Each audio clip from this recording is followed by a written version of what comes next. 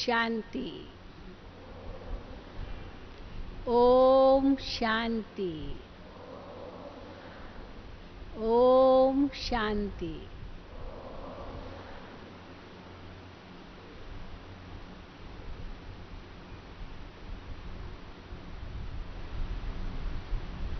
बाबा जब भी कुमारियों को देखते थे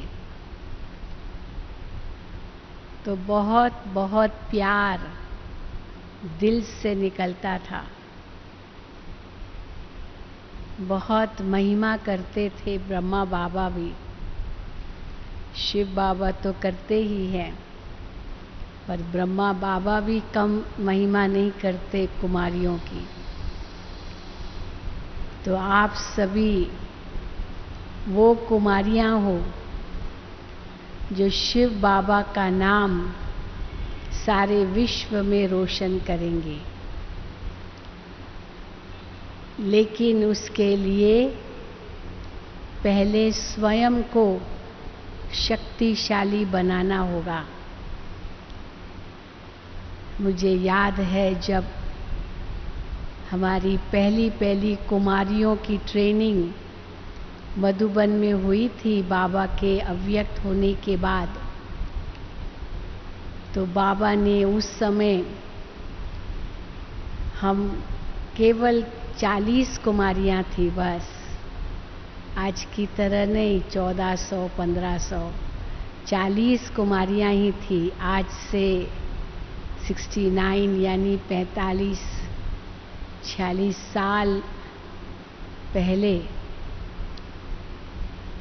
तो उस समय बाबा ने हमें बहुत सुंदर बात एक कही थी कि अपने आप को कुमारी मत समझो, क्योंकि कुमारी शब्द कहेंगे तो कुमारी कहते ही जैसे कोमलता, कमजोरी, ये कुमारी शब्द कहने से आ जाता है। लेकिन हर एक कुमारी अपने आप को जगत माता समझे। मैं जगत माता हूँ, सारे जगत का मुझे उद्धार करना है, ये बाबा ने हम कुमारियों को कहा। और फिर मुझे याद है कुमारियों की ट्रेनिंग के बाद माताओं की बट्टी हुई, और माताओं को बाबा ने बिल्कुल इसका ऑपोजिट कहा। माताओं को बाबा ने क्या कहा कि कोई भी अपने आप को माता नहीं समझे, लेकिन ब्रह्मा कुमारी समझे। तो माताओं को बाबा ने कुमारी बना दिया और कुमारियों को कहा तो माता हो। तो कौन हो आप सभी? कौन हो? बोलो। हाँ, जगत माता हो। अपने को जो जगत माता समझते हैं हाथ उठाएं। अच्छा, सारी सब जगत माता ही हो। इतना निश्चय है कि मैं जगत माता हूँ, इतना नशा भी है, क्योंकि निश्चय होगा तो नशा भी होगा। और आज जैसे बाबा ने वरदान में कहा, विजय हमारी हुई पड़ी है, ये पक्का निश्चय है, तो हम सदा निश्चिंत रहेंगे क्योंकि विजय निश्चित है। तो इसीलिए जगत माता माना विजय निश्चित है, परंतु उसके लिए हमें शक्तिशाली बनना होगा। मैं वही दुर्गा, काली, अम्बा हूँ, ये अनुभव करने के लिए, महसूस करने के लिए मुझे शक्तिशाली बनना होगा। वैसे तो चारों ही विषय, ज्ञान, योग, धारणा, सेवा, शक्तिशाली बना सकते हैं, परंतु विशेष रूप से याद की शक्ति बहुत शक्तिशाली बनाती है। तो वही हमारा विषय है, याद को पावरफुल बनाने की विधि। तो सबसे पहले बाबा कहते हैं योग शब्द मत कहो, याद कहो, याद। तो जब याद शब्द कहते हैं तो फिर बाबा उसमें जोड़ते हैं याद की यात्रा है। यह याद, शिव बाबा की याद एक यात्रा के समान है। जैसे कोई अमरनाथ की यात्रा पर जाता है तो पहले से ही कितनी उसको शक्ति आ जाती है। वैसे ही कहते अमरनाथ की यात्रा पर कोई बीमार हो, लूला लंगड़ा, बेचारा कमज़ोर, वो न जाए, क्योंकि अमरनाथ की यात्रा बहुत कठिन होती है। इसीलिए जो रुष्ट पुष्ट हो, स्ट्रांग हो, हिम्मत वाला हो, क्योंकि बीच में बहुत विघ्न आते हैं, कई बातें आती है, उनको पार करने की क्षमता हो, वही जाए इस यात्रा पर। तो याद की यात्रा भी वैसे देखेंगे तो बहुत सहज है, क्योंकि बाबा कहते हैं तुमको जो अमरनाथ की यात्रा पर जाते हैं उनकी तरह नहीं है, जो इतनी कठिन मार्ग से आपको जाना पड़ेगा। यहाँ तो बैठे बैठे भी यात्रा करते हो, बैठे हैं एक स्थान पर, लेकिन हम कहते हैं हम यात्रा पर हैं। लेकिन अंदर के जो विघ्न हैं वो इस यात्रा में बहुत खलल डालते हैं, जिससे हम शक्तिहीन बन जाते हैं। लेकिन अगर इस याद को पावरफुल बनाना है तो क्या करना होगा? जैसे उस यात्रा में भी शक्ति भरने के लिए बहुत कुछ साधन अपनाते हैं, बहुत बड़ी साधना भी करते हैं साथ में। उन कई बातें हैं, हम थोड़ा कंपेयर करेंगे और जब वो बातें हम समझ लेंगे और उस अनुसार चलेंगे तो यह याद की यात्रा हमारे लिए बहुत सरल हो जाएगी। तो सबसे पहली बात, अगर हम याद को पावरफुल बनाना चाहते हैं तो लक्ष्य हमारा पूरा मजबूत हो। जैसे वह अमरनाथ की यात्रा पर जाते हैं तो रास्ते पर चलते चलते भी नारे लगाते हैं, अमरनाथ की जय, अमरनाथ की जय, अमरनाथ की जय, भोलानाथ की जय, या बर्फीले बाबा की जय, क्योंकि बर्फ़ का लिंग होता है वहाँ, तो इसलिए बर्फानी बाबा, बर्फीला बाबा, कई शब्द यूज़ करते हैं। तो बाबा बाबा, वहाँ भी बाबा बाबा कहते हैं और उसको इतनी शक्ति आ जाती है जो कोई विघ्न उनको रोकता नहीं है। तो इस याद की यात्रा में भी सबसे पहली बात, लक्ष्य हमारा एकदम पक्का हो। हमें पहुंचना कहाँ है, कहाँ तक जाना है, क्योंकि बाबा कहते हैं वहाँ तो यात्रा पर जाते हैं तो फिर वापस इसी कलयुगी दुनिया में लौट कर आते हैं। कोई तो बीच से भी लौट कर आ जाते हैं, नहीं जा सकते हैं इतनी कठिन यात्रा पर यहाँ तो बीच से लौटने का तो प्रश्न ही नहीं। और दूसरा, जहाँ जाना है, जिस मंजिल पर पहुँचना है, वहाँ से लौटकर फिर इस कलयुगी दुनिया में नहीं आना है। इसीलिए हमको वो ठिकाना, वो हमारी मंजिल हमको पूर्णतः बुद्धि में हो कि इस यात्रा से हम जाना कहाँ चाहते हैं। तो बाबा ने हमें वो मंजिल बता दी है, ठिकाना बता दिया है। जब बाबा कहते हैं इस याद की यात्रा का लक्ष्य क्या है कि तुमको संपूर्ण पवित्र बनना है, संपन्न बनना है, घर वापस लौटना है, नई दुनिया में जाना है और उसके लिए बाप समान बनना है। बाबा हमारा इंतज़ार कर रहे हैं वतन में। परम धाम के भी गेट खोलने के लिए, स्वर्ग के गेट खोलने के लिए बाबा हमारा वतन में इंतज़ार कर रहे हैं। ब्रह्मा बाप तो संपूर्ण बन गए, लेकिन हम बच्चे अभी पीछे हैं और हमको बाप के साथ परम धाम के गेट और नई दुनिया के गेट खोलने हैं ब्रह्मा बाप के साथ। तो ब्रह्मा बाप समान हमको बनना है, ये बहुत बड़ा लक्ष्य बाबा ने हमें दिया है। तो ब्रह्मा बाप समान बनना है, तब ही हम परम धाम जा सकेंगे, नई दुनिया में आ सकेंगे। और उसके बीच में ब्राह्मण सो देवता बनने के बीच में फरिश्ता भी बनना है। ब्राह्मण बने हैं, देवता तो बनेंगे निश्चित है, क्योंकि ब्राह्मण माना ही जो देवता बनने वाले हैं। लेकिन ब्राह्मण और देवता के बीच की जो स्टेज है वो फरिश्ता की स्टेज है। तो फरिश्ता बनना है, ये भी एक बहुत बड़ा लक्ष्य है।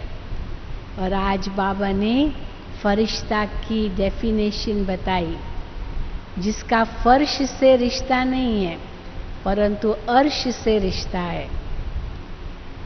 फरिश्ता माना लाइट के आकार वाला, फरिश्ता माना जिसकी नज़र या जिसकी दृष्टि कोई भी हद में नहीं है।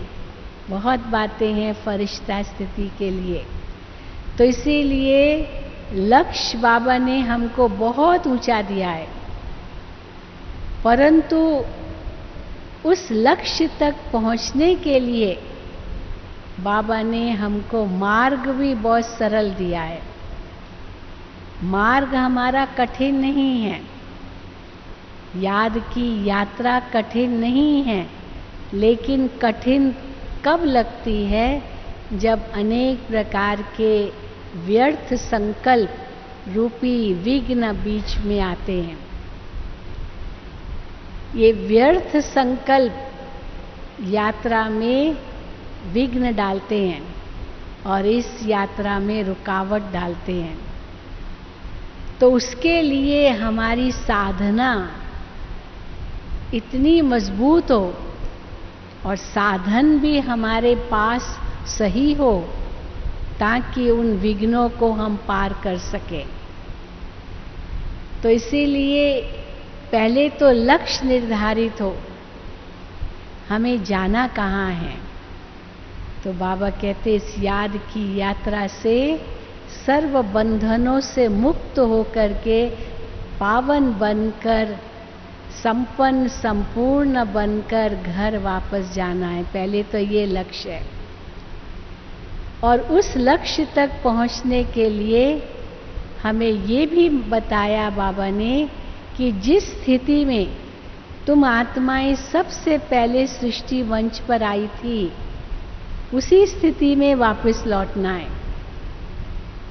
आज भी बाबा ने कहा कि कई बच्चे कहते हैं मेरा ये पुराना संस्कार है, पुराना स्वभाव है, पुरानी आदत है, ये पुरानी। पर बाबा कहते हैं वो तो द्वापर कलयुग के संस्कार स्वभाव है। हमारा जो अनादि और आदि संस्कार, उसको क्यों भूल गए हो? ये तो मध्य काल और अंत काल के ये सारे पुराने संस्कार है। पर जो हमारा आदि संस्कार, आदि स्वभाव, आदि स्वरूप, वो तो कितना ऊंचा है। इसीलिए ये मध्यकालीन और अंतकालीन के स्वभाव संस्कार मत याद करो, वो अनादि और आदि संस्कार याद करो। तो लक्ष्य तक तब पहुंच सकेंगे जब वो अनादि और आदि संस्कार हमको पूरा याद होगा कि जब मैं परमधाम में आत्मा थी, उस अनादि स्वरूप में थी, तो कैसी थी आत्मा, जो मूल रूप से 7 मुख्य गुणों का स्वरूप है, वो मुझ आत्मा का अनादि स्वरूप है। तो मुझे उसी अनादि स्वरूप तक वापस पहुंचना है। मैं आत्मा ज्ञान स्वरूप हूँ, पवित्र स्वरूप हूँ, शांत स्वरूप हूँ, प्रेम स्वरूप हूँ, सुख स्वरूप हूँ, आनंद स्वरूप हूँ, शक्ति स्वरूप हूँ। ये मुझ आत्मा के अनादि अविनाशी गुण हैं जो मुझ आत्मा में ही निहित है। इन गुणों को मुझे बाहर से नहीं लेना है। शरीर के लिए तो और कई साधन चाहिए। हाँ, यात्रा पर जाते हैं, साथ में भोजन भी ले जाते हैं, साथ में लकड़ी भी ले जाते हैं, साथ में कंबल, ब्लैंकेट, हाँ, न जाने छतरी, न जाने क्या क्या चीज़ें उनको चाहिए ताकि वे सुरक्षित जा सके यात्रा पर, वो विघ्न उनको रोके नहीं। अब यहाँ पर जो हमारा भोजन है, यानी हमारे जो साधन हैं, वो भी बाबा ने हमको बताए हैं। आज भी बाबा ने कहा कि सबसे पहली बात मुरली। मुरली हमारा सबसे बड़ा साधन है। मुरली हमारे लिए सबसे बड़ा भोजन है। आत्मा का ये भोजन है। इस मुरली को कभी भी हम मिस नहीं करें, क्योंकि सुबह सुबह ये मुरली का भोजन हमें मिलता है और यही भोजन सारे दिन के लिए शक्ति प्रदान करता है। परंतु साथ साथ ये भी बाबा ने आज कहा कि भोजन खाना बड़ी चीज़ नहीं है, पर भोजन पचाना, फिर भोजन को हजम करना, तब उससे उस भोजन से शक्ति बनती है।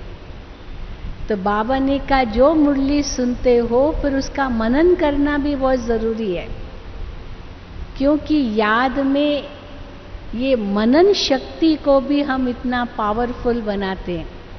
केवल सुनने की शक्ति को पावरफुल बनाया क्या बड़ी बात है। बाबा खास करके कन्याओं को कहते थे, हाँ, बुद्धि बहुत ऊंची होती है, अभी तक विकारों की सीढ़ी नहीं चढ़े हैं। गृहस्थी बन जाते हैं ना तो विकार की सीढ़ी चढ़ते हैं तो बुद्धि दूसरी हो जाती है। लेकिन कन्याएं, कुमारियां पवित्र होती है, बाल ब्रह्मचारिणी होती है, अभी तक विकार की सीढ़ी चढ़ी नहीं है, गृहस्थी बनी नहीं है। हाँ? इसीलिए पढ़ाई की आयु भी ब्रह्मचर्य की आयु है।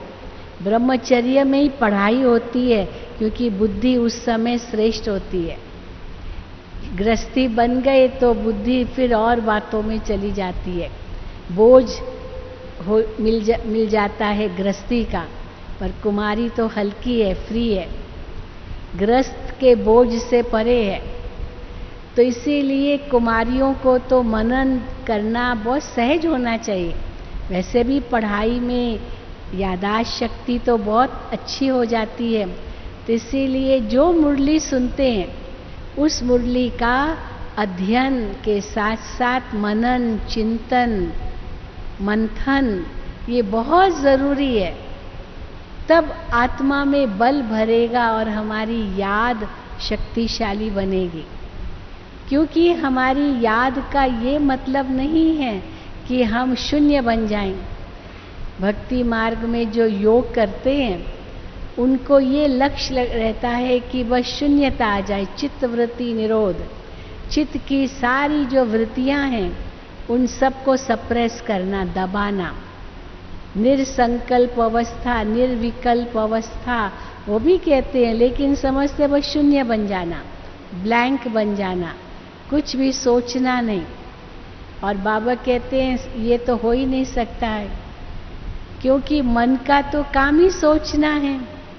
मन का अगर सोचना बंद कर देंगे तो मन तो जड़ हो गया। चेतन में ही सोचना है, जड़ में थोड़ी, जड़ चीज थोड़ी सोच सकती है।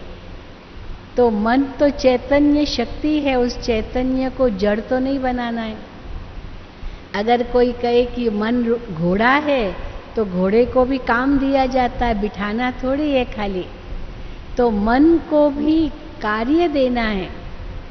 अगर हम मन को शून्य बनाने की कोशिश करेंगे या खाली बनाने की कोशिश करेंगे तो खाली मन तो शैतान का घर बन जाएगा।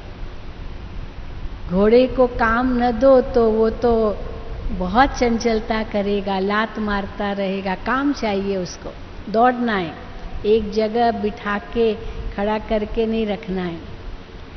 तो मन रूपी घोड़े को भी यह मनन चिंतन मंथन जरूर देना है, और यही वास्तव में उनकी शक्ति है। तो कैसे बाबा ने हमें कहा है कि इस याद की यात्रा में जो पहली अवस्था है वो है ही मनन और चिंतन की, क्योंकि मगन अवस्था तो बाद में होगी, पर पहली अवस्था है ही मनन और चिंतन की।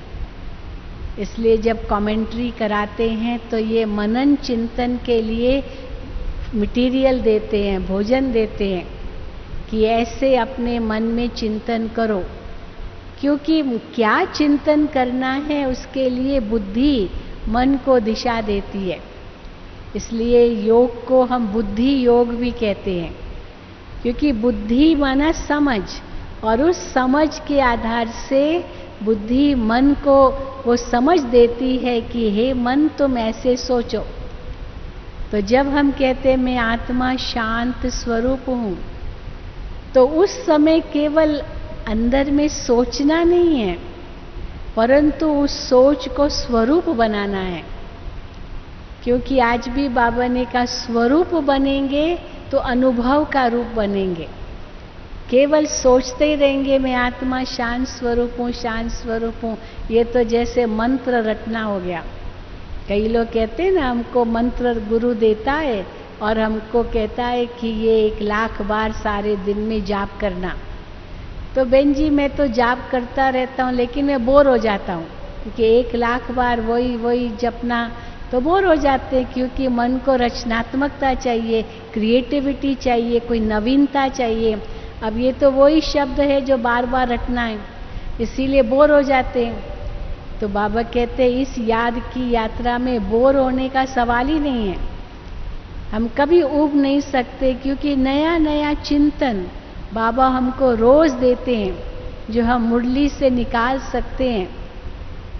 दादियों के क्लासेस से, वरिष्ठ भाई बहनों के क्लासेस से वो मनन मंथन करने के लिए मटेरियल बहुत मिल जाता है, और उसको अगर हम चिंतन करेंगे तो बहुत अंतर में खुशी भी होगी, क्योंकि हम भी वो जैसे नया भोजन पकाते हैं, वही भोजन जो हम पका रहे हैं अंदर ही अंदर मनन चिंतन के द्वारा, वो हम ही खा रहे हैं। जैसे कर्मों की गति के लिए भी कहते हैं कि कर्मों की गति माना जो आपने अपने कर्म द्वारा जो कुछ आपने भोजन पकाया वो आपको ही खाना है।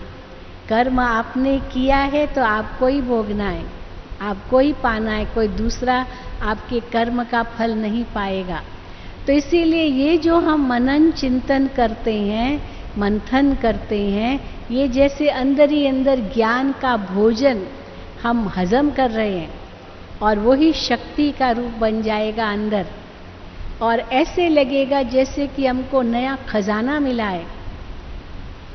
क्योंकि बाबा ने मुरली तो चलाई, पर मुरली चलाई हमने पढ़ ली, सुन ली, यही बड़ी चीज नहीं है।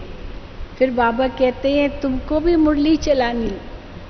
बाबा बच्चों को कहते थे कि बच्चे जो आपने सुना वो आकर के सुनाओ अपना मंथन करके। मम्मा की यही तो विशेषता थी। मम्मा जो मुरली सुनती थी बाबा की, उस पर कितना मनन चिंतन करती थी। बाबा की मुरली तो सागर जैसी थी, जैसे सागर होता है ना, लहरें यहाँ से आएगी, कभी वहाँ से आएगी, कभी वहाँ से आएगी, बहुत विशाल होता है सागर। तो सागर की लहरें तो हर क्षण लहरें यहाँ से वहाँ से बदलती रहती है। तो बाबा तो सागर है, ज्ञान का सागर है, सर्वशक्तिमान है, और बाबा के आगे तो सारी दुनिया है। बाबा के अपने ये ब्राह्मण बच्चे भी हैं तो सारी दुनिया के बच्चे भी हैं, सारी दुनिया उनके नज़रों के सामने है। तो बाबा तो बेहद रूप में बातें बताएंगे, लेकिन हमको उसमें से कुछ चुन करके फिर उसका विचार सागर मंथन करके उनको अपने अंदर में हजम करना है, वो स्वरूप बनना है। इसलिए जब हम याद की यात्रा में बैठते हैं या बाबा की याद में बैठते हैं, तो पहला कदम ही ये है कि हम आत्मा है ये निश्चय करना है। क्योंकि बाबा यही कहते हैं, योग क्या है? अपने आप को आत्मा निश्चय कर परमात्मा से सर्व संबंध जोड़ना। तो पहला कदम ही है आत्मचिंतन और फिर परमात्मा चिंतन। इसलिए दादी जानकी का जब भी दादी क्लास कराती है, दादी के ये 2 शब्द तो पक्के हैं, ओम शांति 3 बार कहना और इनका अर्थ बताना, मैं कौन, मेरा कौन और मैं क्यों, मैं किस लिए हूँ। तो मैं कौन, मेरा कौन और मेरा क्या। तो कौन हूँ मैं, मेरा कौन और मेरा क्या, माना किस लिए हूँ, ये भी मनन चिंतन की का ही भोजन है। और जैसे इस भोजन को हम स्वीकार करके वो स्वरूप बनते जाते हैं, हमारा याद का फाउंडेशन मजबूत होता जाता है।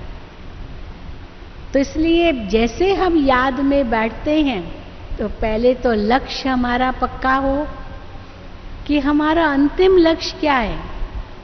जैसे हम बिजनेस इंडस्ट्री विंग वालों को या मैनेजर्स को या जो भी आते हैं हमारे पास VIPs, उनको हम कहते हैं कई प्रकार के गोल्स होते हैं। एक होता है लॉन्ग टर्म गोल, एक होता है शॉर्ट टर्म गोल, एक होता है उद्देश्य, दूसरा होता है लक्ष्य। उद्देश्य हमारा क्या है, क्यों ये बिजनेस कर रहे हैं? केवल कमाई हो इसलिए नहीं, लेकिन देश की सेवा हो, उससे सर्व का भला हो, उसके लिए। हाँ, कमाई तो एक लक्ष्य है, लेकिन उद्देश्य बहुत ऊंचा है। तो इसीलिए हमारा ये बड़ा उद्देश्य है कि इस याद की यात्रा द्वारा हम बाप समान बनेंगे, संपूर्ण बनेंगे, संपन्न बनेंगे और घर वापस जाएंगे और नई दुनिया में राज्य पद पाएंगे। तो पहले जैसे ही वो लक्ष्य हमने बुद्धि में रखा, उद्देश्य बुद्धि में रखा, तो मुझे संपन्न बनना है, संपूर्ण बनना है, उसके लिए ये अनादि गुणों को जगाना है।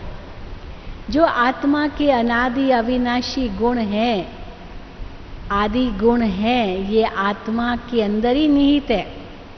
ये मुझे बाहर से नहीं लेने हैं। भोजन चाहिए तो हम बाहर से लेंगे, पानी चाहिए बाहर से लेकर पिएंगे, हवा चाहिए तो खिड़की दरवाजे खुले रखेंगे ताकि हवा आए, धूप चाहिए, ये सब शरीर के लिए ज़रूरी है।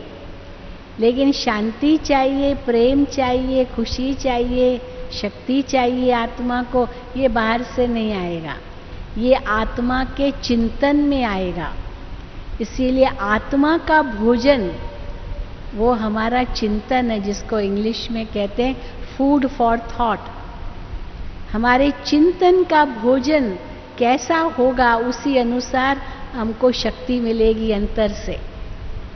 हाँ, दुनिया में जब हम कई बार किसको कोर्स कराते हैं तो हम उनको कहते हैं कि आप अपने आप को पवित्र स्वरूप आत्मा निश्चय करो, मैं पवित्र स्वरूप हूँ। तो कई प्रश्न करते, मैं पवित्र स्वरूप कैसे कहूँ अपने आप को?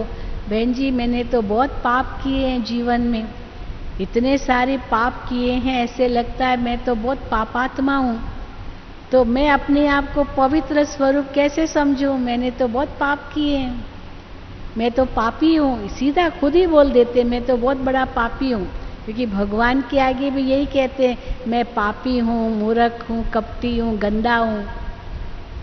तो अगर उनको हम कहते कि आप अपने आप को पवित्र आत्मा समझो, वो कहते मैं कैसे समझूं, मेरा तो मन खाता है, पवित्र हूँ कैसे कहूँ?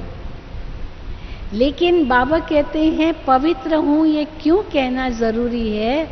क्योंकि आत्मा अपने असल रूप में तो पवित्र ही है ना। आत्मा अपने असल रूप में तो अशुद्ध नहीं है, लेकिन दुनिया वालों ने इसका उल्टा अर्थ ले लिया कि आत्मा तो सदा ही पवित्र है, इसीलिए खाओ पियो मौज करो, कुछ भी पाप होता है सब शरीर को लगता है। गंगा स्नान कर लिया, सब पाप धुल गए, आत्मा तो निर्लेप है। ये उल्टा ले लिया। और बाबा कहते नहीं, उल्टा, ये उल्टा लेना हुआ। आत्मा निर्लेप नहीं है, आत्मा पर ही पाप पुण्य का बोझ चढ़ता है। जो भी हम कर्म करते वो आत्मा के अंदर लेप छेप होता है। लेकिन मैं आत्मा अपने असल रूप में तो शुद्ध और पवित्र हूं ना।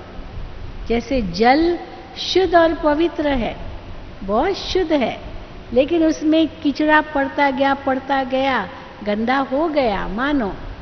परंतु अगर उसको उबालते हैं तो फिर उबालते ही वो जो भाप बनती है वो तो बहुत ही शुद्ध होती है।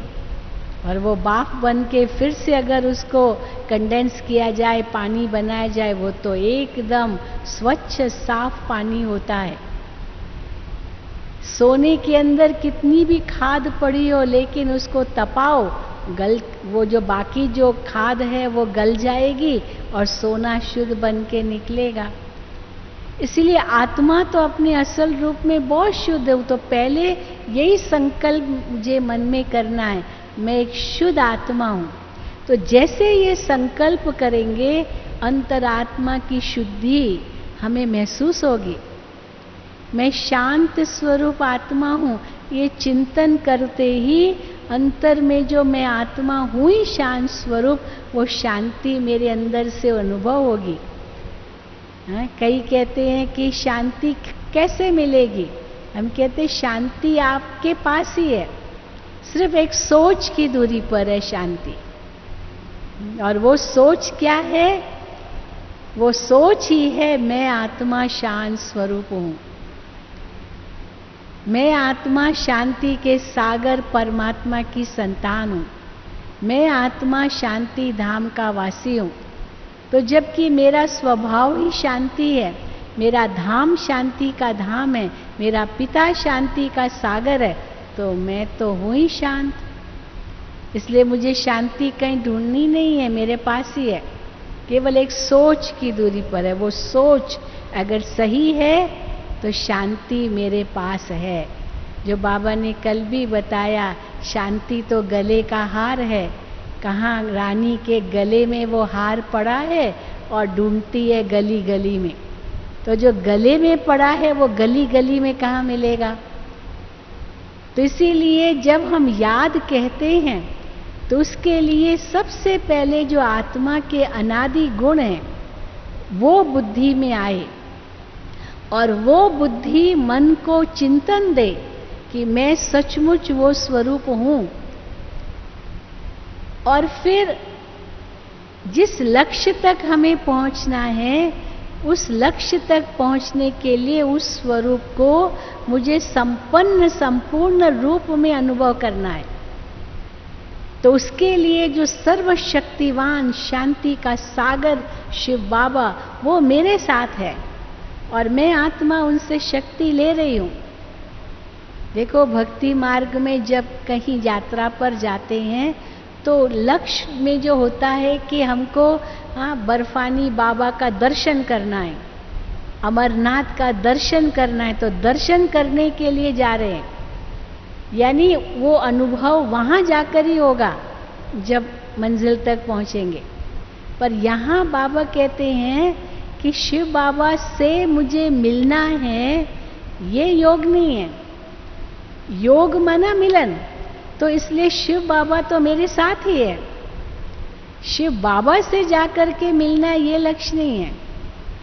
लक्ष्य तो संपूर्ण बनना है, बाप समान बनना है, बिंदु बनना है, संपूर्ण बनना है, ये लक्ष्य। लेकिन उसके लिए बाबा मेरे साथ है।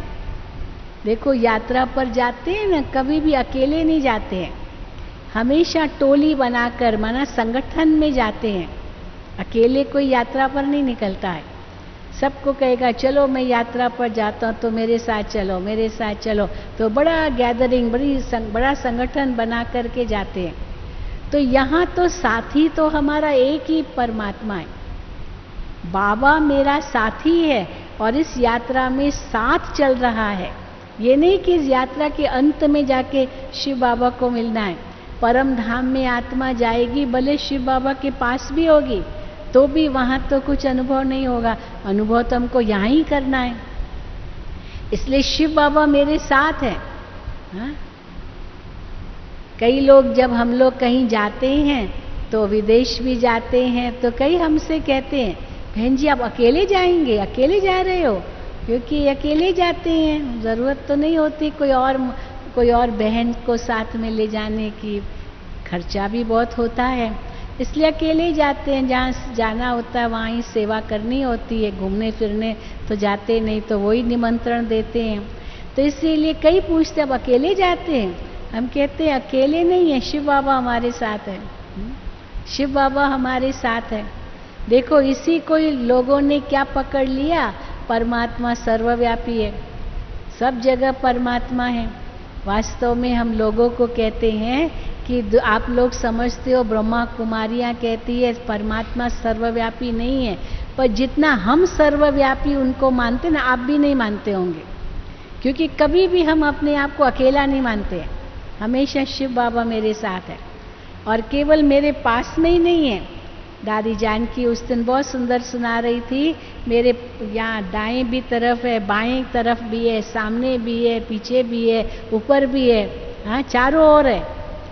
घेराव में हूँ मैं, शिव बाबा के घेराव में हूँ।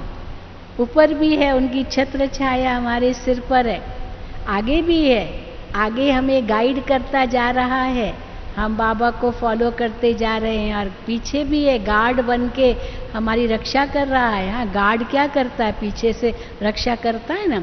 आप देखते होंगे ना, प्रेसिडेंट, प्राइम मिनिस्टर जब भाषण करते हैं तो उनके पीछे उनका गार्ड होता है। वो गार्ड खड़ा रहता है, वो इधर उधर, इसकी आंखें इतनी तेज होती है, देखता रहता है कि कोई तो कुछ कर तो नहीं रहा है सभा के अंदर। तो वो भाषण नहीं सुनता है, लेकिन लोगों को देखता रहता है, काला चश्मा पहन के, ताकि वो उसको कोई न देखे वो कहाँ देख रहा है, पर वो सबको देख सके, क्योंकि बड़ा सतर्क रहता है। और भाषण करने वाला भाषण करता है, पर उसकी रक्षा के लिए उसके पीछे खड़ा है। तो इसीलिए बाबा हमारे पीछे भी, हमारे आगे भी, हमारे साथ भी, हमारे ऊपर भी है, चारों ओर है। सर्वव्यापी है कि नहीं है? तो जिस भावना से हम कहते हैं, इससे सिद्ध है कि सर्वव्यापी है, पर भावनात्मक स्थिति है। परंतु हम जब ये महसूस करते हैं कि इस याद की यात्रा में बाबा मेरे साथ हैं, कभी भी अपने को अकेला नहीं समझो। आज बाबा ने कहा कि बाबा मेरे दिल में है, मैं बाबा के दिल में हूँ। ये भी एक कितनी सुंदर सोच है। मेरा तो एक शिव बाबा, दूसरा न कोई। ये सारे मनन चिंतन करना अंदर ही अंदर बहुत जरूरी है। इससे हमारा मन इतना स्वच्छ, साफ सुथरा हो जाएगा, जो हम शिव बाबा को अपने में समा सकेंगे। क्योंकि लास्ट का लक्ष्य यही है कि मैं समा गई बाबा की याद में। केवल याद करना नहीं है, याद आना नहीं है। हम दुनिया में जब योग शिविर कराते हैं ना, तो हम कहते हैं दुनिया में तो 3 प्रकार की यादें हैं। एक याद वो होती है जो आती है, किसकी याद बहुत आती है। क्यों याद आती है? क्योंकि उसके साथ स्नेह है, प्यार है, तो उसकी याद आती है। लेकिन दूसरी है जो हम करते हैं, अधिकतर वो स्वार्थ की याद होती है कि हम करते हैं, क्योंकि हम इसलिए करते हैं ताकि उनसे कुछ मेरा मतलब है, कुछ काम है, इसलिए हम करते हैं। पर जो याद है आती है, ये स्नेह की याद है। और तीसरी याद है जो सताती है, इतनी सताती है जो उसको भूल ही नहीं सकते। जैसे किसी की मृत्यु हो गई, उसके साथ कोई बहुत घनिष्ठ रिश्ता था हमारा, वो संबंध बहुत घनिष्ठ था, तो जब वो व्यक्ति देह छोड़ता है तो उसकी याद सताती है। भूलना चाहते हैं क्योंकि वो अभी वापस नहीं आएगा, लेकिन भूल नहीं पाते हैं, तो वो याद सताती है, क्योंकि संबंध की याद होती है। तो स्नेह की याद आती है, संबंध की याद सताती है, स्वार्थ की याद हम करते हैं। लेकिन परमात्मा से की याद कौन सी होनी चाहिए?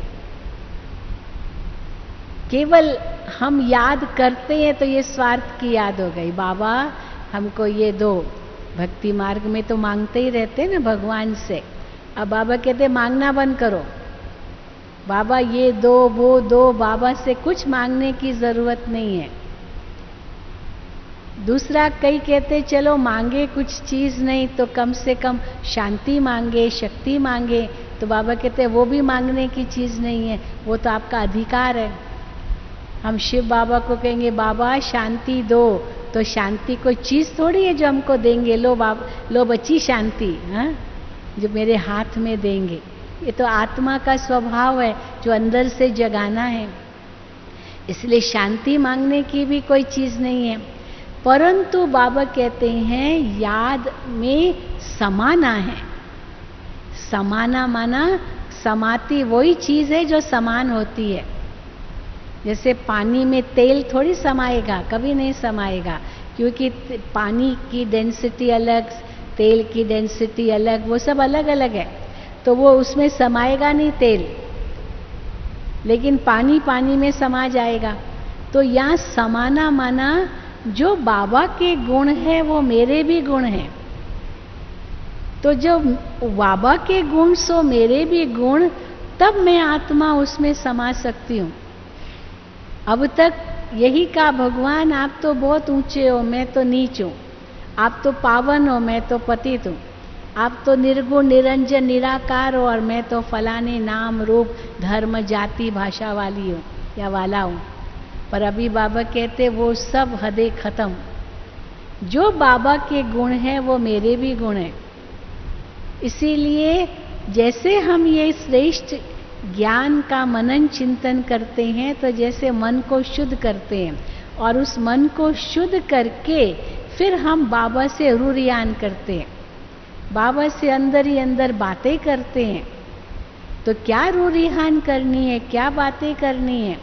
बाबा से कुछ मांगना भी नहीं है, गुण भी मांगने की बात नहीं है।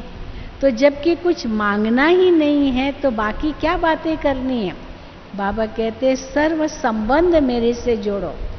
बच्चा कैसे माँ से बात करता है, पिता से बात करता है, स्टूडेंट कैसे टीचर से बात करता है, शिष्य कैसे गुरु से बात करता है, एक दोस्त एक दूसरे दोस्त से कैसे बात करता है, पिता बच्चे से कैसे बात करता है।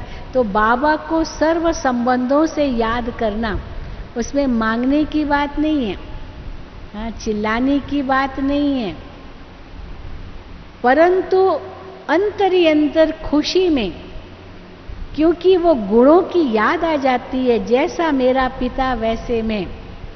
इसीलिए बाबा कहते ये नहीं कहो शिव बाबा शांति दो, लेकिन हम क्या कहते भाषा बदल जाती है हमारी, क्योंकि बाबा मेरे साथ है, शांति का सागर मेरे साथ है और मैं स्वयं शांत स्वरूप हूँ। तो शांति के सागर की मैं संतान हूँ और शांत स्वरूप हूँ। तो इसलिए ये नहीं कहूँगी शिव बाबा शांति दो, लेकिन क्या भाषा बदलेगी? शिव बाबा, बाबा को सामने रखो, क्योंकि बाबा रूप में बिंदु है, गुणों में सिंधु है। शिव बाबा आप शांति के सागर हो और मैं आत्मा आपकी ही संतान शांत स्वरूप हूँ। यही हम कहते हैं कमेंट्री जब कराते हैं। तो जैसे ही मैंने कहा शांत स्वरूप हूँ, उसी समय शांति के सागर पिता की संतान मैं शांत स्वरूप, तो समा जाओ उस शांति के सागर में। तो शांत स्वरूप शांति के सागर में समा सकती है। तो याद करना, आना, सताना, ये तो सब हद के यादें हैं, लेकिन ये बेहद याद जिसमें जिस गुण का चिंतन किया, बाबा उसका सागर है और मैं आत्मा उसकी स्वरूप हूँ, और वो स्वरूप सागर में समा जाए। इसी कोई भक्तों ने कह दिया कि आत्मा परमात्मा में विलीन हो जाती है। विलीन होना माना बाबा के प्रेम में खो जाना। वैसे भी इंग्लिश में जब कहते हैं ना कोई व्यक्ति किसी के प्यार में खो जाता है, तो क्या कहते हैं? Lost in love, lost in love, प्रेम में खो गया। तो यहाँ भी बाबा कहते हैं लॉस्ट इन लव, यानी अपना अस्तित्व उसमें समा लिया। खुद का अस्तित्व खत्म, बस बाबा का ही अस्तित्व देख रहे हैं। और जब ये महसूस होता है कि मैं शांत स्वरूप आत्मा, शांति के सागर में समा गई, तो मैं तो उसमें बाबा में समा गई, तो वो अभिमान खत्म हो जाएगा।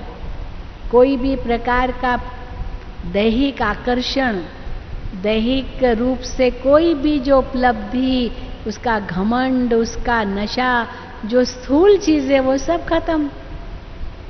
क्योंकि बाबा के गुणों में मैं समा गई, उनके प्यार में समा गई। प्यारी चीज कौन सी हमें लगती है? जिसमें बहुत गुण हो, वही प्यारी चीज लगती है ना। हाँ, अगर किसमें अवगुण हो तो वो प्यारा थोड़ी लगेगा। सत्य चीज प्यारी लगती है। और शिव बाबा को क्या कहते हैं? सत्यम, शिवम, सुंदरम।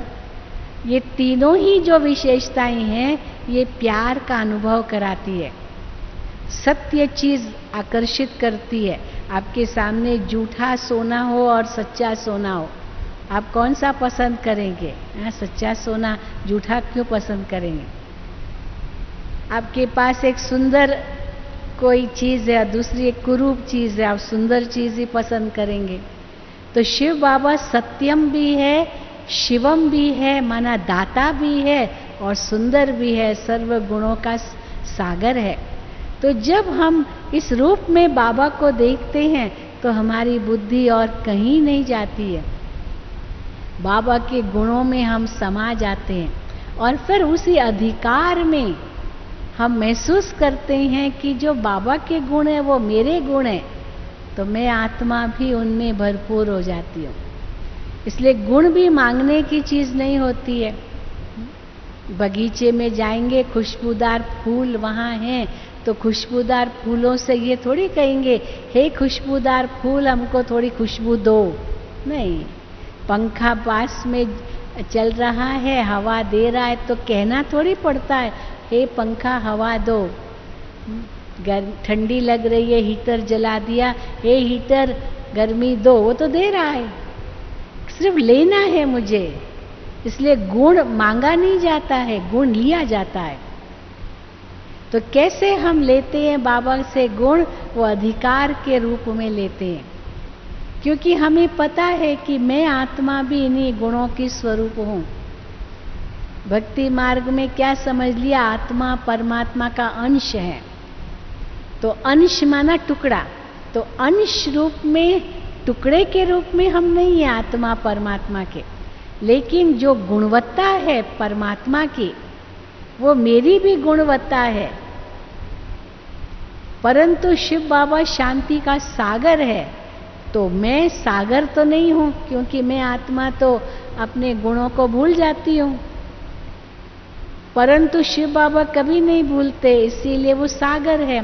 पर मैं गुण स्वरूप तो हूं, भले भूल जाती हूं, पर अभी तो बाबा ने हमें याद दिलाया है, इस हिसाब से अंश हूं। यानी गुणवत्ता में समान हूं, पर संख्या में अंश रूप में हूं। जो बाबा के गुण हैं वो अंश रूप में मेरे अंदर भी है। इसलिए ये मुझे मांगने नहीं है, लेकिन बाबा के सानिध्य में इनको अनुभव करने हैं।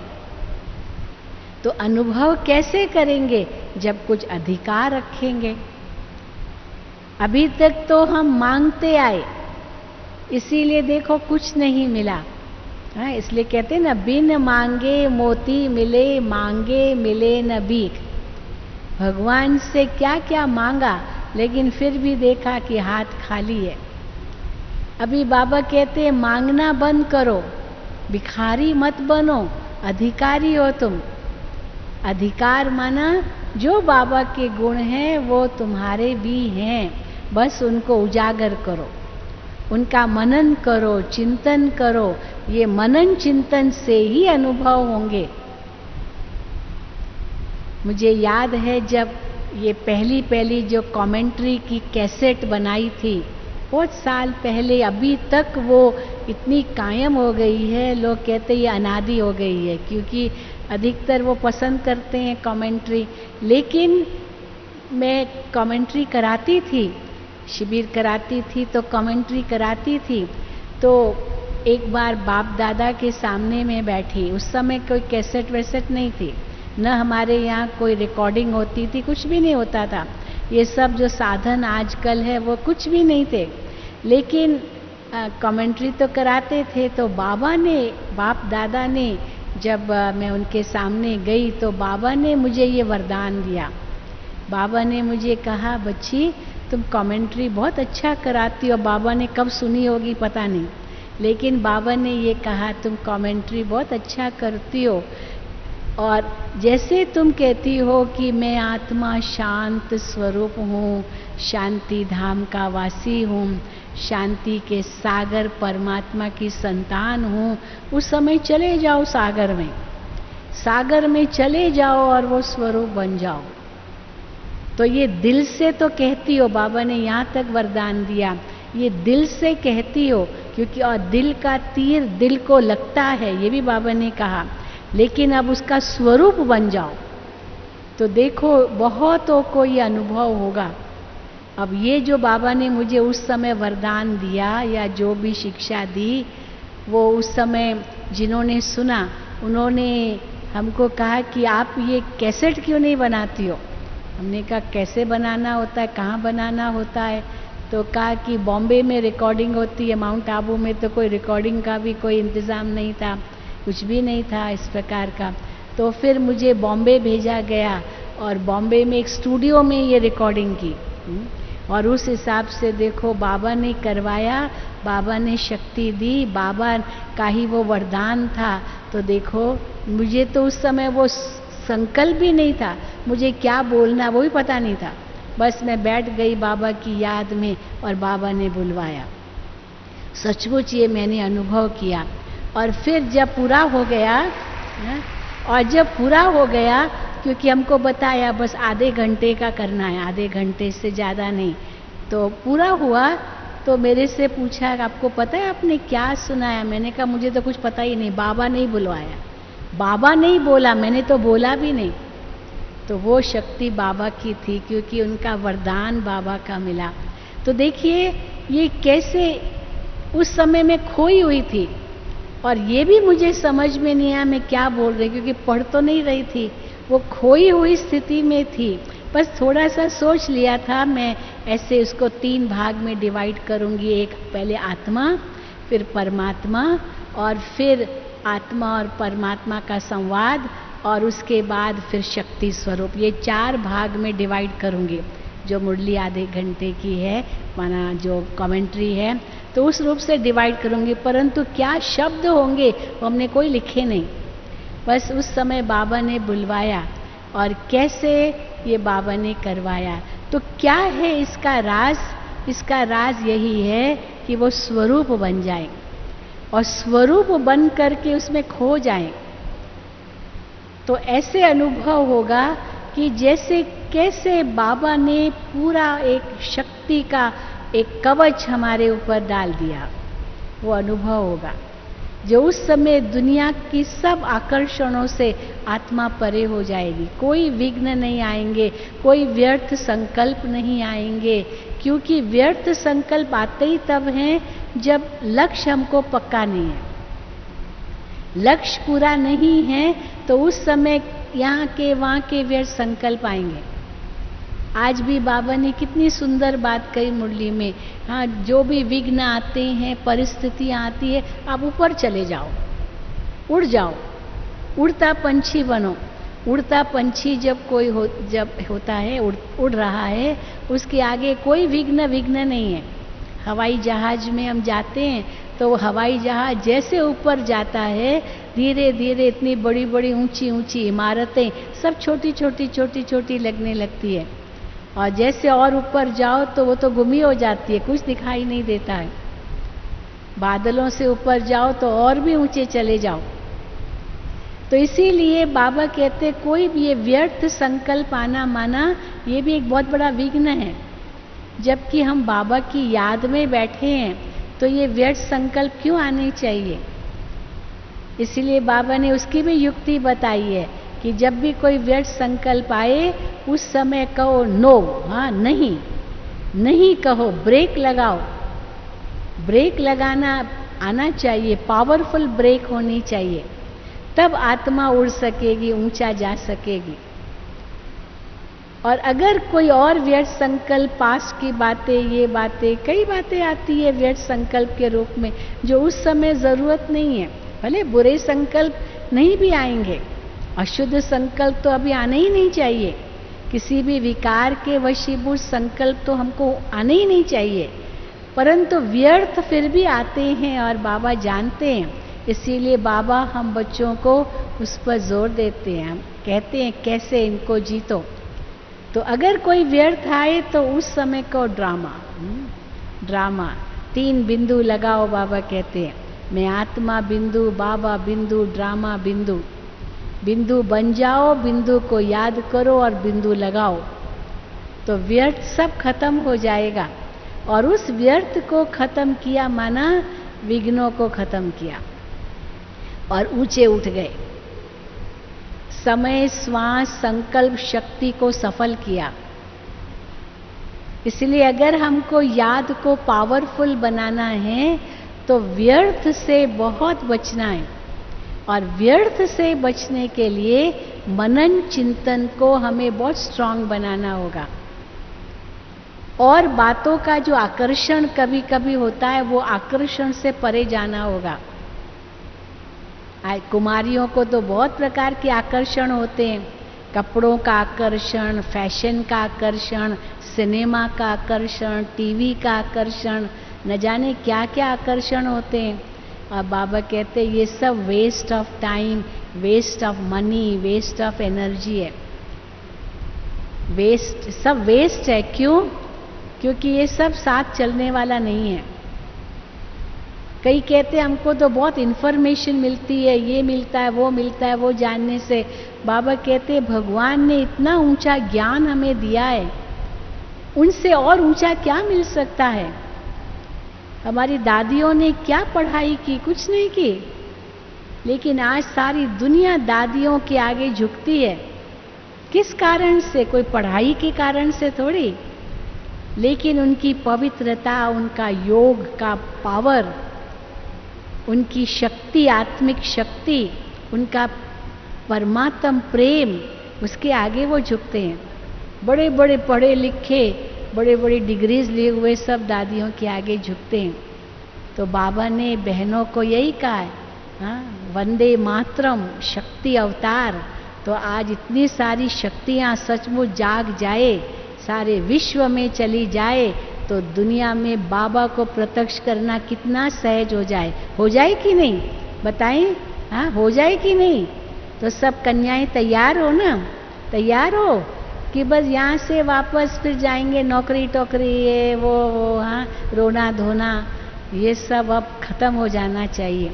इतनी शिव शक्ति बन जाओ जो शिव शक्ति अवतार कहलाए, और ये शिव शक्तियाँ काली रूप बन करके असुरों का संहार करें। लेकिन वो तब होगा जब अपने अंदर इतनी शक्ति जमा करेंगे। तो चलिए अब उस शक्ति को हम जमा करें अभी, ठीक है? हाँ, तो अभी हम योग करेंगे, बाबा की याद में बैठेंगे और शक्ति स्वरूप होकर के बैठना। अब एकदम अलर्ट होकर के बैठे।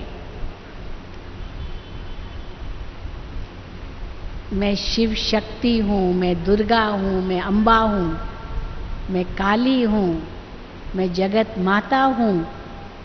ये इतने श्रेष्ठ संकल्प पहले भले करें, तब इस यात्रा में हम सफल होंगे। तो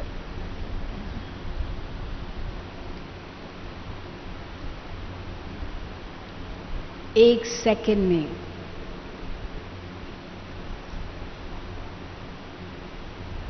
अपने आप को अंतर्मुखी बना दो। अपने वास्तविक स्वरूप को याद करो।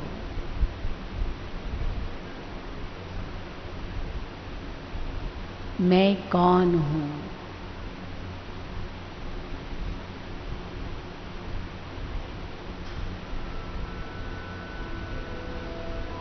एक दिव्य ज्योति हूँ।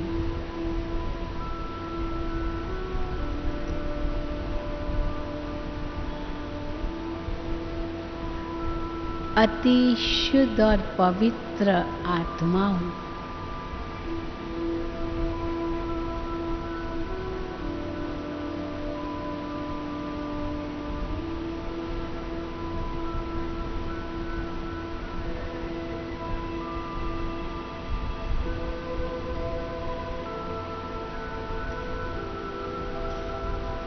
शांति मुझ आत्मा का स्वधर्म है।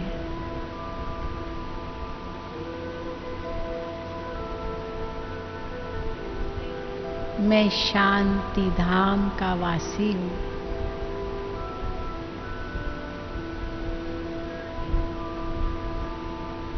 शांति के सागर शिव बाबा की संतान हूँ।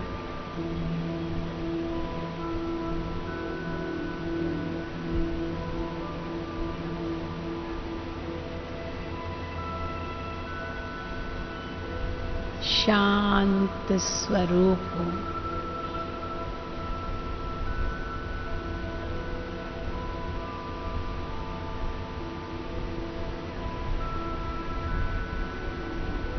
शांत स्वरूपन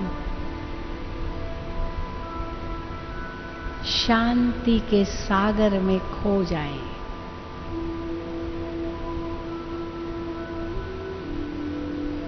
जैसे बूंद सागर में समा जाती।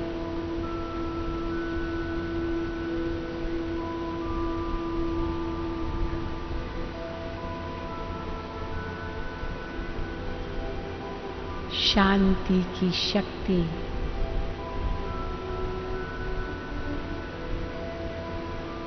मुझ आत्मा में विद्यमान है।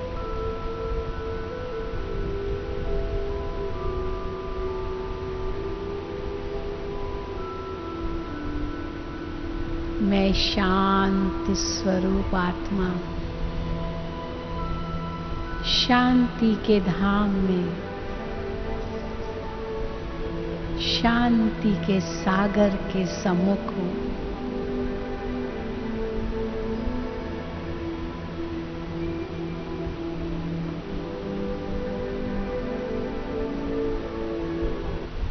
मेरे चारों ओर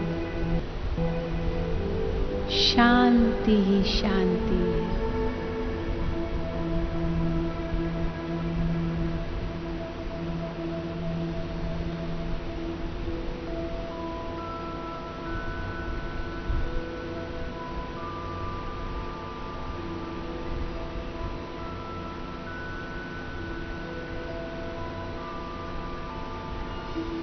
शांति के प्रकंपन मुझ आत्मा से निकलकर चारों ओर विश्व में फैल रहे हैं।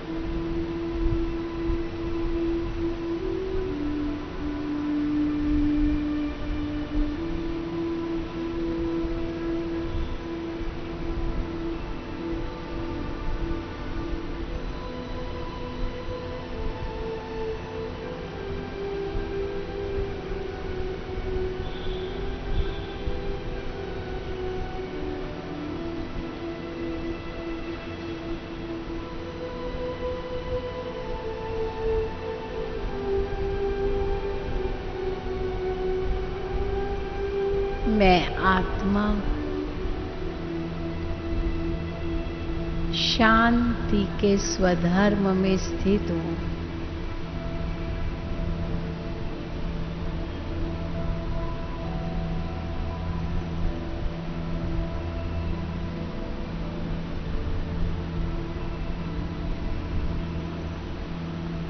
प्यारे शिव बाबा,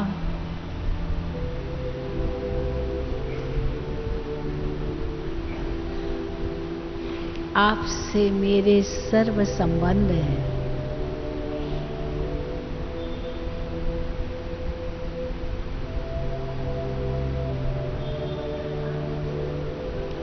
आपके सानिध्य में रहकर आपसे शांति का अधिकार प्राप्त कर रही हूँ।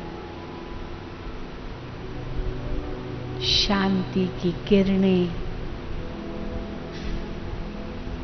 मुझ आत्मा को शक्तिशाली बना रहे हैं।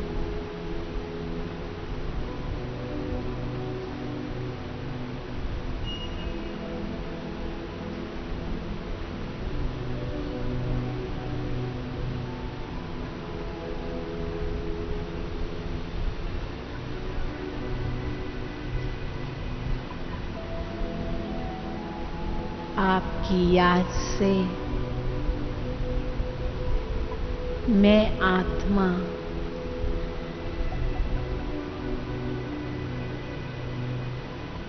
पावन बनती जा रही हूँ।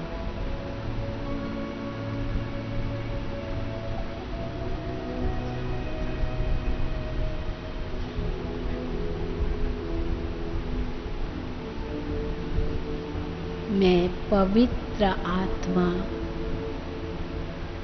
शुद्ध आत्मा हूँ।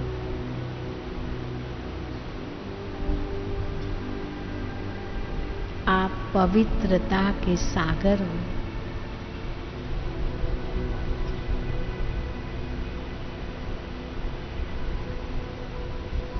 आपसे निकलती हुई पवित्रता की किरणें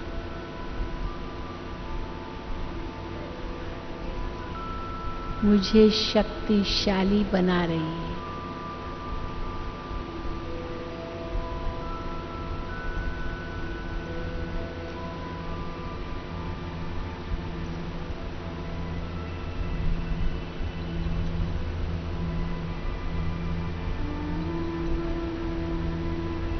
मैं आत्मा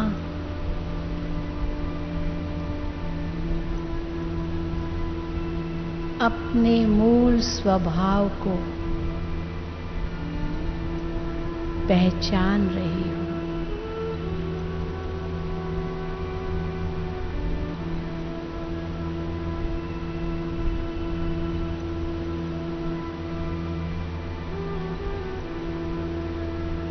मुझे सर्व बंधनों से मुक्त होकर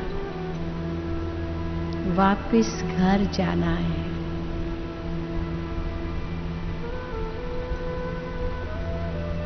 आप ही मेरे मार्गदर्शक हैं, मेरे सच्चे गाइड हैं।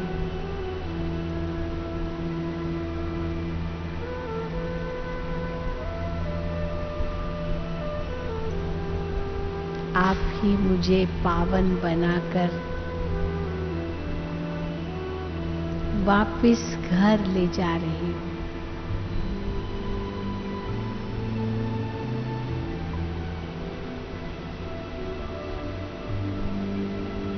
अब मैं आत्मा केवल आपको ही याद करूंगी।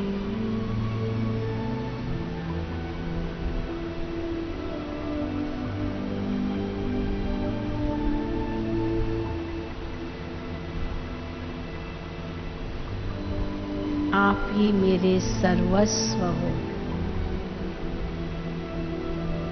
मेरे सच्चे साथी हो।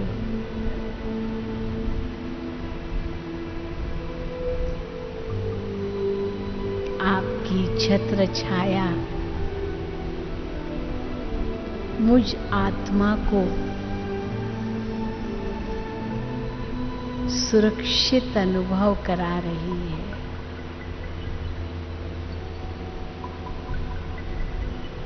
आपका साथ और हाथ कभी नहीं छोड़ूंगी बाबा।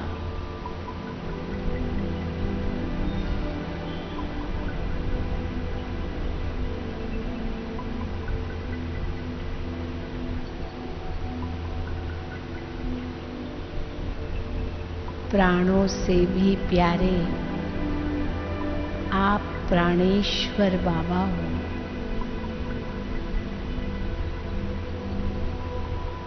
आप आपने तो हमें नया जीवन दे दिया, जीवन दान दे दिया।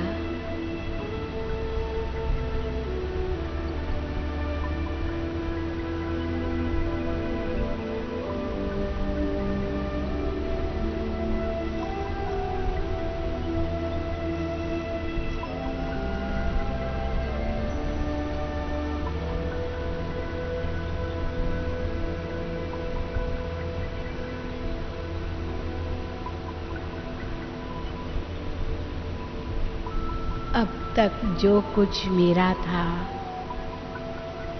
वो सब तेरा हो गया। मैं आत्मा भी आपकी हूँ।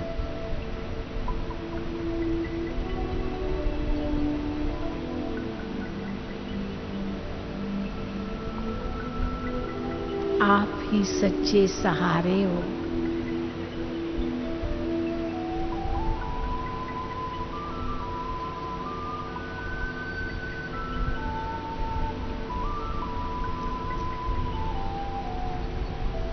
अब बाबा के इस प्यार में आत्मा खो जाए, प्यार के सागर में खो जाए आत्मा, प्रेम विभोर हो जाए।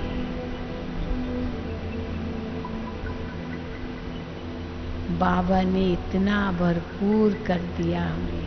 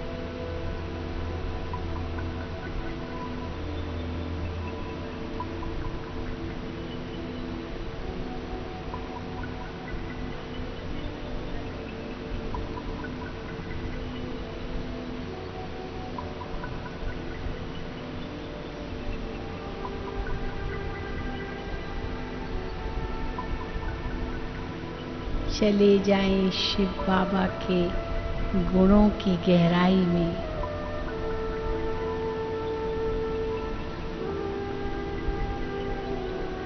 और खो जाएं बाबा के प्यार में।